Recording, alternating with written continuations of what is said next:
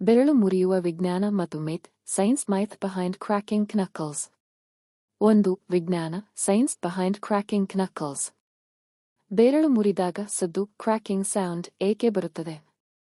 ನಮ್ಮ ಸಂಯುಕ್ತಗಳ ಜಾಯಿಂಟ್ಸ್ ನಡುವೆ ಸೈನೋವಿಯಲ್ ದ್ರವ ಸಿನೋವಿಯಲ್ ಫ್ಲೂಯಿಡ್ ಇರುತ್ತದೆ. ಇದು ನಮ್ಮ ಮೂಳೆಗಳು ಸರಾಗವಾಗಿ ಚಲಿಸಲು ಸಹಾಯ ಮಾಡುತ್ತದೆ. ಬೆರಳನ್ನು ಮುರಿಸಿದಾಗ ಜಂತುಗಳಲ್ಲಿ ಇರುವ ತೊಡಕು ಕಡಿಮೆಯಾಗುತ್ತದೆ. ಇದು ಒಳಗಿನ ಆಮ್ಲಜನಕ ಆಕ್ಸಿಜನ್, ನೈಟ್ರೋಜನ್, ಕಾರ್ಬನ್ ಡೈಆಕ್ಸೈಡ್ ಬುದ್ಬುದೆಗಳನ್ನು ಬಿಡುಗಡೆ ಮಾಡುತ್ತದೆ. ಈ ಬುದ್ಬುದೆಗಳು ಒಡೆದು ಸದ್ದು ಉಂಟುಮಾಡುತ್ತವೆ. ಇದನ್ನು ಕ್ಯಾವಿಟೇಷನ್ ಎಫೆಕ್ಟ್ ಎಂದು ಕರೆಯಲಾಗುತ್ತದೆ. ಒಮ್ಮೆ ಬೆರಳನ್ನು ಮುರಿಸಿದ ನಂತರ ಅದೇ ಜಂಟನ್ನು ಮತ್ತೆ ಮುರಿಸಲು 15-30 ನಿಮಿಷ ಬೇಕಾಗುತ್ತದೆ, ಏಕೆಂದರೆ ಹೊಸ ಬುದ್ಬುದೆಗಳ ತಯಾರಿಗೆ ಸಮಯ ಬೇಕಾಗುತ್ತದೆ. 2. ಮೈತ್ಸ್ ಅಬೌಟ್ ಕ್ರ್ಯಾಕಿಂಗ್ ನಕಲ್ಸ್. ಮಿತ್ 1. ಬೆರಳು ಮುರಿದರೆ ಸಂಧಿವಾತ ಆರ್ಥ್ರೈಟಿಸ್ ಆಗುತ್ತದೆ. ಇದು ಸರಿಯಲ್ಲ. ಅಧ್ಯಯನಗಳ ಪ್ರಕಾರ ಬೆರಳನ್ನು ಮುರಿಸುವುದರಿಂದ ಸಂಧಿವಾತಕ್ಕೆ ಯಾವುದೇ ಸಂಬಂಧವಿಲ್ಲ. 60 ವರ್ಷಗಳ ಅಧ್ಯಯನದಲ್ಲಿ ನಿರಂತರವಾಗಿ ಬೆರಳು ಮುರಿಸಿದರೂ ಸಂಧಿವಾತಕ್ಕೆ ಪ್ರಭಾವ ಬೀರುವುದಿಲ್ಲ ಎಂದು ತೋರಿಸಲಾಗಿದೆ. ಮಿತ್ 2. ಬೆರಳು ಮುರಿಸಿದರೆ ಶಕ್ತಿ ಕಡಿಮೆಯಾಗುತ್ತದೆ.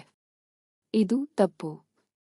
ಜಂಟುಗಳನ್ನು ಮುರಿಸುವುದರಿಂದ ತಾತ್ಕಾಲಿಕವಾಗಿ ಅನುಭವವಾಗುವ ತಣಿವಿನ ರಿಲ್ಯಾಕ್ಸೇಷನ್ ಹೊರತುಪಡಿಸಿ ಶಕ್ತಿಯ ಮೇಲೆ ಯಾವುದೇ ಪ್ರಭಾವ ಇಲ್ಲ. ಮಿತ್ 3. ಬೆರಳು ಮುರಿಸಿದರೆ ಬೆರಳುಗಳ ಆಕಾರ ಬದಲಾಗಬಹುದು. ಇದು ಭಾಗಶಃ ಸತ್ಯ. ತೀವ್ರವಾಗಿ ಮತ್ತು ನಿರಂತರವಾಗಿ ಮುರಿಸಿದರೆ ಜಂಟುಗಳ ಸುತ್ತ ಫೈಬ್ರಸ್ ಗಾತ್ರ ಫೈಬ್ರಸ್ ಥಿಕ್ನಿಂಗ್ ಹೆಚ್ಚಾಗಿ ಬೆರಳಿನ ಸ್ವರೂಪದಲ್ಲಿ ಸ್ವಲ್ಪ ಬದಲಾವಣೆ ಆಗಬಹುದು, ಆದರೆ ಇದು ಸಾಮಾನ್ಯವಾಗಿ ಗಮನಿಸಬಹುದಾದ ಮಟ್ಟದಲ್ಲಿರುವುದಿಲ್ಲ. 3. ಪರಿಣಾಮಗಳು ಎಫೆಕ್ಟ್ಸ್ ಆಫ್ ಕ್ರ್ಯಾಕಿಂಗ್ ನಕಲ್ಸ್. ನಿಜವಾದ ಪ್ರಯೋಜನಗಳು: ತಾತ್ಕಾಲಿಕ ತಣ ಮತ್ತು ಒತ್ತಡದ ನಿವಾರಣೆ. ಜಂಟುಗಳ ಚಲನೆ ಸುಗಮವಾಗಬಹುದು. ಸಾವಧಾನಿ: ಅತಿಯಾಗಿ ಮುರಿಸಿದರೆ ಜಂಟುಗಳ ಸುತ್ತ ಇರುವ ಗಾತ್ರದ ಬದಲಾವಣೆ. ಕೆಲವು ಜನರಲ್ಲಿ ನೋವು ಅಥವಾ ಉರಿಯೂತ ಇನ್ಫ್ಲಮೇಷನ್ ಆಗಬಹುದು. ಬೆರಳು ಮುರಿಸುವುದು ಸಾಮಾನ್ಯವಾಗಿದೆ ಮತ್ತು ಅದರಿಂದ ಸಂಧಿವಾತ ಅಥವಾ ದೊಡ್ಡ ಅಪಾಯಗಳು ಇರುತ್ತವೆ ಎಂಬುದು ಕೇವಲ ಮಿತ್.